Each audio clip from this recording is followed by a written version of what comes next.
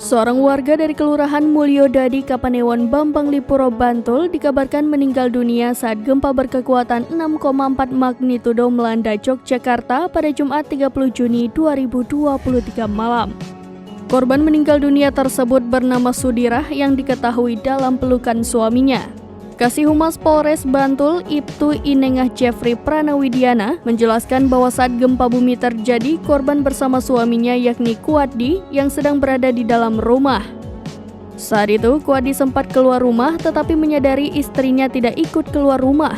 Ia pun kembali masuk untuk mencari istrinya. Pihak kepolisian masih menunggu hasil pemeriksaan dari tim medis untuk penyebab korban meninggal. Namun demikian, dari informasi yang ia dapatkan, 3 hari lalu korban sempat melakukan pemeriksaan di RSUD Saras Adiatma Bambang Lipuro, Bantul. Dari hasil pemeriksaan tersebut dinyatakan bahwa dalam keadaan sehat. Badan Meteorologi, Klimatologi, dan Geofisika merilis data penting penyebab gempa bumi bermagnitudo 6,4 di Barat Daya Bantul, Yogyakarta pada Jumat 30 Juni 2023 pukul 19.57 waktu Indonesia Barat.